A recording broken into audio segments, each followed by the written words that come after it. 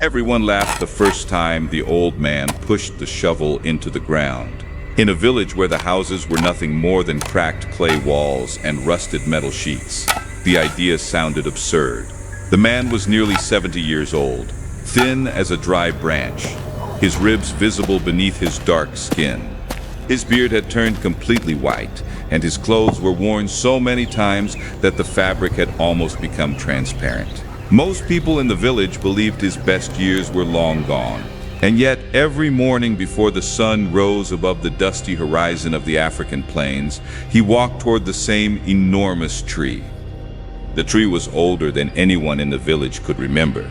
Its roots were thick as stone pillars, twisting out of the red soil like the fingers of some ancient giant buried beneath the earth. Children played around it during the day, goats searched for shade beneath its massive branches, and the wind whispered through its leaves every evening. But no one had ever imagined that the old man saw something different when he looked at it. Where everyone else saw a tree, he saw a possibility. The first time people noticed him digging beneath the roots, they stopped and stared. Then they laughed. "What are you doing, old man?" one of the younger men asked, leaning against a broken wooden fence. The old man did not answer. He simply pushed the shovel deeper into the soil and lifted another pile of heavy clay. Another man shook his head. "At your age? Digging holes like a child?" Soon the entire village began to talk about him. Some said he had gone mad. Others said loneliness had finally taken his mind. But every morning he returned to the same place, barefoot in the red dirt, lifting shovel after shovel of earth from beneath the giant tree. The ground was hard, packed by decades of rain and sun. Each movement required effort. Sweat rolled down his wrinkled face, mixing with dust and clay. His hands trembled from exhaustion, but the hole slowly began to grow deeper. At first, it was nothing more than a shallow pit. Then it became a trench. And after several days, something strange started to appear. The old man wasn't just digging randomly. He was carving the earth with purpose. No one in the village noticed it yet, but the old man already knew something the others did not. Beneath that ancient tree, at first, no one paid much attention to the hole beneath the giant tree. In a village where survival demanded every ounce of energy, people were too busy carrying water, repairing fragile roofs, and searching for food to worry about an old man digging in the dirt. But as the days passed, something unusual began to happen. The hole kept growing. Morning after morning, the old man returned to the same place. His thin body moved slowly, but his rhythm never changed. Dig, lift, throw the soil aside, dig again. The sound of the shovel cutting through clay became so constant that it blended with the sounds of the village itself, the distant bleating of goats, the barking of thin stray dogs wandering between the huts, and the dry wind pushing dust across the red earth. The hole was no longer shallow. It was deep. Deep enough that when the old man stood inside it, only his head could be seen from above. One afternoon, a group of boys approached the edge of the pit. They leaned forward, peering down at him. "Old man," one of them laughed. "Are you digging your own grave?" The others burst into laughter. The old man paused for a moment, leaning on the shovel. His chest rose and fell slowly from exhaustion. Sweat dripped from his beard into the clay beneath his feet. Then he simply kept digging. Days turned into weeks. The trench slowly began to transform. The walls became smoother, shaped by the careful movements of his hands. The entrance widened, following the natural curves of the giant roots that stretched across the ground like ancient stone arches. And that was when people began to notice something strange. The old man wasn't fighting the roots. He was building around them. The enormous roots of the tree formed a natural roof above the excavation, protecting the space beneath from the harsh African sun. Clay walls were slowly taking shape, pressed and molded by his bare hands. Piles of mud bricks began to appear beside the hole, drying under the relentless heat of the afternoon. One evening, a farmer stopped walking and stared at the growing structure. "This isn't a hole," he murmured. The boys who had once laughed leaned closer again. The villagers began to whisper again. But this time, they were no longer laughing quite as loudly. Because beneath that enormous ancient tree, something strange was beginning to emerge from the earth.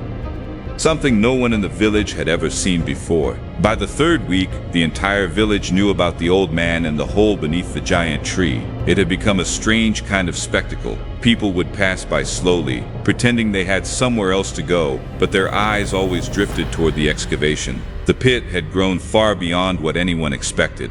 It was no longer just a hole carved into the red soil. Its shape had changed. Its walls were smooth and curved, reinforced with layers of clay that the old man had carefully pressed by hand.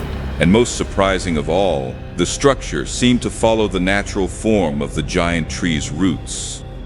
Those roots were enormous, thick, twisted, ancient. Some of them arched above the ground like massive wooden bridges, while others plunged deep into the earth. Instead of cutting them away, the old man worked around them with precision. He carved tunnels between them, shaped walls beneath them, and slowly created a sheltered space hidden under the living structure of the tree itself. From above, it still looked like nothing more than a hole in the ground. But inside, something else was beginning to take form.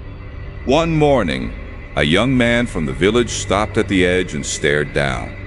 The old man was carrying heavy buckets of wet clay, climbing slowly out of the excavation and pouring the mixture along the outer walls. His thin arms trembled with effort. His skin was coated with dust, sweat, and mud. Every movement looked exhausting, and yet he continued with the same quiet determination. "Why are you doing this?" the young man finally asked. The old man looked up for a brief moment. His eyes were calm. But he did not answer. Instead, he returned to shaping the clay walls with careful, deliberate movement. No one had seen where the old man had gathered them, but suddenly they were stacked beside the pit. One by one, he carried them down into the excavation. He measured them carefully against the clay walls, cutting and adjusting them until they fit perfectly between the roots above. Support beams. The villagers began to whisper again. "This old man, he's building something." Another voice replied quietly, "But what kind of house is built under a tree?"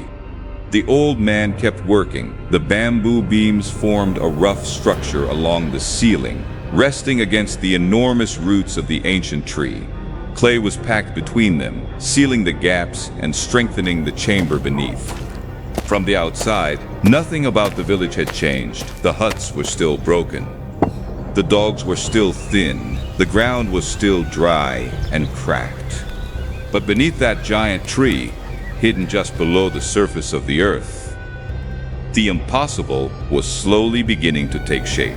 By the fourth week, something had changed in the village. The laughter had almost completely disappeared. The same people who once mocked the old man now slowed their steps whenever they passed the giant tree. They tried to act uninterested, but curiosity had become impossible to hide. The hole beneath the ancient roots was no longer a simple excavation. It had become a structure. From above, the massive tree still looked the same, its thick branches stretching toward the sky, its enormous roots gripping the red earth like ancient pillars. But just beneath those roots, hidden from the harsh African sun, the old man had created something extraordinary. The underground chamber had expanded. No one can build a house like this alone. But the evidence was right in front of them. The old man climbed out of the excavation carrying a basket filled with stones. His breathing was heavy. Sweat ran down his chest and dripped into the dust beneath his feet. His thin body looked fragile, as if a strong wind could knock him down. Yet somehow, day after day, he kept returning to the same place. He placed the stones beside the entrance and began arranging them carefully. Stone by stone, clay by clay, piece by piece. The entrance itself was changing now. Instead of a rough hole in the ground, the opening beneath the giant roots had begun to resemble a doorway. The stones reinforced the edges, creating a narrow passage leading down into the chamber. Children who once laughed now sat quietly nearby, watching him work. Even the skinny stray dogs that wandered through the village seemed to gather around the tree, lying in the shade while the old man continued his silent construction. One of the younger men who had mocked him weeks earlier finally stepped closer. He leaned over the edge and stared into the growing underground space.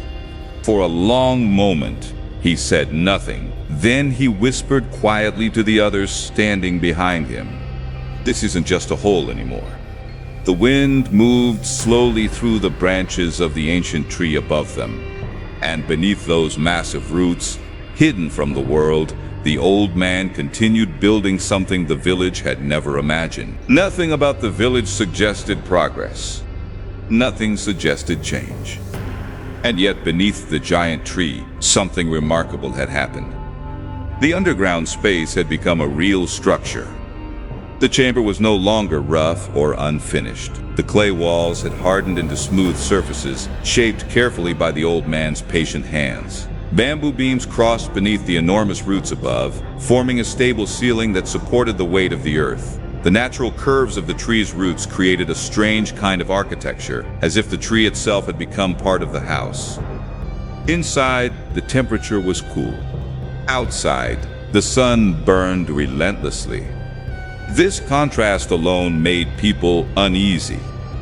One afternoon, a group of men gathered near the entrance. They stood silently for a long moment, looking down into the underground chamber. The old man was inside, kneeling near the wall, pressing a new layer of clay across the surface. His movements were slow but precise. Each motion looked practiced, as if he had planned every step long before the first shovel touched the ground. One of the men finally spoke. "How long has he been doing this?" Another shrugged. "Every day since the beginning of the dry season." A third man stepped close.